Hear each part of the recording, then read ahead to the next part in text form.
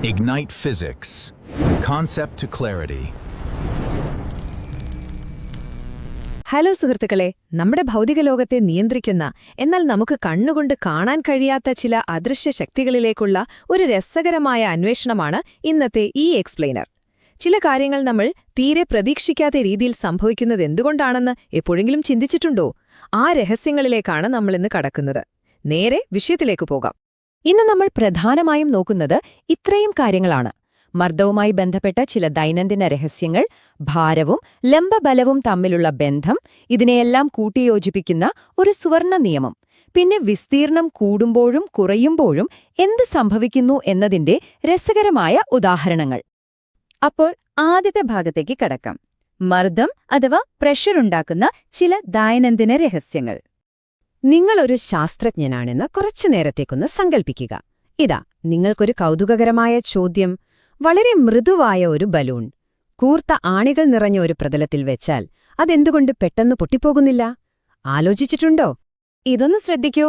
ശരിക്കും വളരെ രസകരമായൊരു കാര്യമാണിത്.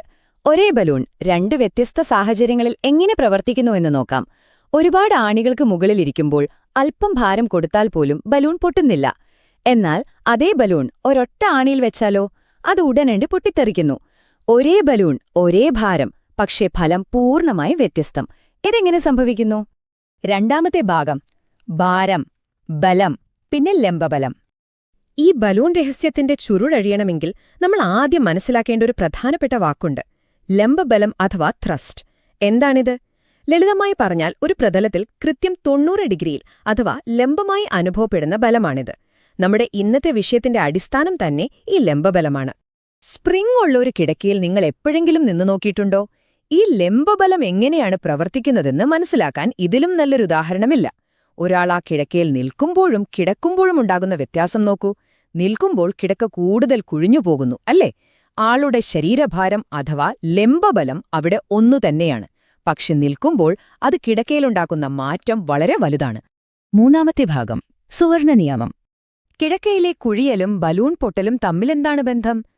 ഈ വലിയ മാറ്റങ്ങൾക്ക് പിന്നിലെ രഹസ്യം വെളിപ്പെടുത്തുന്ന ഒരു സുവർണ്ണ നിയമമുണ്ട്. സമവാക്യമിതാണ്: മർദ്ദം എന്ന് പറയുന്നത് ലംബബലത്തെ പരപ്പളവ് കൊണ്ട് ഹരിക്കുന്നതിന് തുല്യമാണ്. അതായത് ഒരു നിശ്ചിത പരപ്പളവിൽ എത്രത്തോളം ലംബബലം അനുഭവപ്പെടുന്നുണ്ട് എന്നതിന്റെ അളവാണ് മർദ്ദം എന്ന് ചുരുക്കം. ഈ അദൃശ്യശക്തിയെ നമുക്ക് കൃത്യമായി അളക്കേണ്ടതുണ്ട്. അതിനായി നമ്മൾ ഉപയോഗിക്കുന്ന സ്റ്റാൻഡേർഡ് അളവുകോലാണ് പാസ്കൽ. ഒരു പാസ്കൽ എന്നത് ഒരു ചതുരശ്ര മീറ്ററിൽ അനുഭവപ്പെടുന്ന ഒരു ന്യൂട്ടൺ ബലത്തിന് തുല്യമാണ്. ഈ കൃത്യമായ കണക്കിലൂടെയാണ് നമ്മൾ മർദ്ദത്തെ വ്യക്തമായി മനസ്സിലാക്കുന്നത്. അപ്പോൾ നമ്മുടെ ഏറ്റവും പ്രധാനപ്പെട്ട റൂൾ ഇതാണ്: ലംബബലം സ്ഥിരമായിരിക്കുമ്പോൾ മർദ്ദം പ്രതലത്തിന്റെ പരപ്പളവിന് വിപരീതാനുപാതത്തിലായിരിക്കും. കുറച്ചുകൂടി ലളിതമായി പറഞ്ഞാൽ, കോണ്ടാക്ട് ഏരിയ കൂടിയാൽ പ്രഷർ കുറയും, ഏരിയ കുറഞ്ഞാൽ പ്രഷർ കൂടും. ഇതാണ് നമ്മൾ ഇന്ന് കണ്ട ആ പ്രതിഭാസങ്ങളുടെ എല്ലാം താക്കോല്. നാലാമത്തെ ഭാഗം നോക്കാം: കുറഞ്ഞ വിസ്തീർണവും കൂടിയ മർദ്ദവും. നമ്മുടെ സുവർണ്ണ നിയമത്തിന്റെ ആദ്യ പകുതി ഇവിടെ വ്യക്തമായി കാണാം. വിസ്തീർണം അഥവാ പരപ്പളവ് കുറയുന്നതിനനുസരിച്ച് മർദ്ദം കുത്തനെ കൂടുന്നു.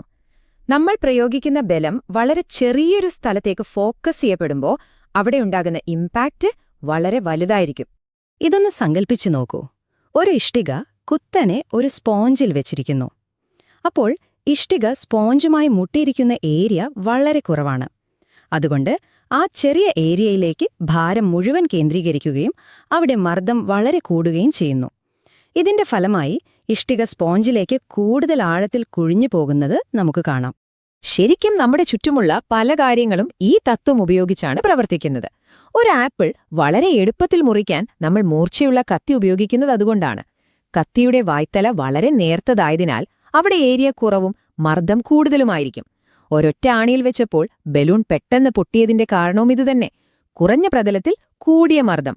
ഇനി അഞ്ചാമത്തെ ഭാഗം: കൂടിയ വിസ്തീർണവും കുറഞ്ഞ മർദ്ദവും.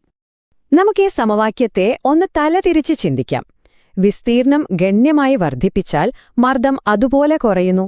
ഒരേ ഫലം വലിയൊരു പ്രതലത്തിൽ വ്യാപിക്കുമ്പോൾ ഓരോ പോയിന്റിലും അനുഭവപ്പെടുന്ന മർദ്ദം നേർത്തുപോകുന്നു എന്നതാണ് ഇതിന്റെ പിന്നിലെ സിമ്പിളായ ശാസ്ത്രരഹസ്യം. ദൈനംദിന ജീവിതത്തിൽ നമ്മൾ കാണുന്ന ഒരു സാധാരണ പ്രശ്നമാണിത്. ഭാരം കയറ്റിയ ഒരു വലിയ ലോറി ചെളി നിറഞ്ഞ റോഡിലൂടെ പോകുമ്പോൾ ടയറുകൾ താഴാൻ സാധ്യത കൂടുതലാണ്. കാരണം ഭാരം വളരെ കൂടുതലായതിനാൽ ചെളിയിൽ ഉയർന്ന മർദ്ദം അനുഭവപ്പെടുന്നു. ഇത് കാരണം വാഹനം കുടുങ്ങിപ്പോകാൻ വരെ സാധ്യതയുണ്ട്. ഈ പ്രശ്നം പരിഹരിക്കാൻ എഞ്ചിനീയറിംഗ് എത്ര മനോഹരമായാണ് ഈ നിയമത്തെ ഉപയോഗിച്ചിരിക്കുന്നതെന്ന് നോക്കൂ. ബുൾഡോസറുകളുടെ വീതിയുള്ള വലിയ ചെയിൻ ട്രാക്കുകൾ ശ്രദ്ധിച്ചിട്ടില്ലേ? ഏരിയ കൂട്ടി പ്രഷർ കുറച്ച് വാഹനം മണ്ണിൽ താഴാതിരിക്കാനാണിത്. അതുപോലെ നിങ്ങളുടെ സ്കൂൾ ബാഗിന്റെ സ്ട്രാപ്പുകൾക്ക് വീതി കൂടുതലുള്ളത് എന്തുകൊണ്ടാണെന്ന് ഇപ്പൊ പിടികിട്ടിയില്ലേ? അതെ, വിസ്തീർണം കൂട്ടി നിങ്ങളുടെ തോളിലെ മർദ്ദം കുറച്ച് വേദന ഒഴിവാക്കാനാണത്.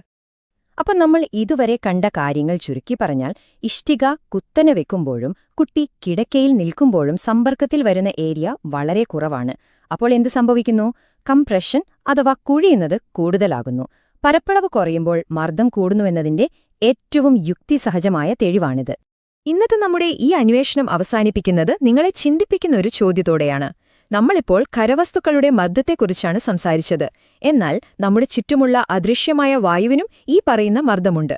ഒരു ചതുരശ്ര മീറ്റർ വിസ്തീർണമുള്ള ഒരു മേശപ്പുറത്ത് അന്തരീക്ഷവായു 1,00,000-ലധികം ന്യൂട്ടൺ ബലമാണ് പ്രയോഗിക്കുന്നത്. എങ്കിൽ എന്തുകൊണ്ടാണ് ആ മേശ തകർന്നു വീഴാത്തത്? ഈ വലിയ അദൃശ്യ ശക്തിയെക്കുറിച്ച് നിങ്ങളൊന്ന് ചിന്തിച്ചു നോക്കൂ. കൂടുതൽ അന്വേഷിക്കാൻ നിങ്ങൾക്കിതൊരു പ്രേരണയാകുമെന്ന് കരുതുന്നു. ഈ എക്സ്പ്ലെയിനർ കണ്ടതിന് നന്ദി.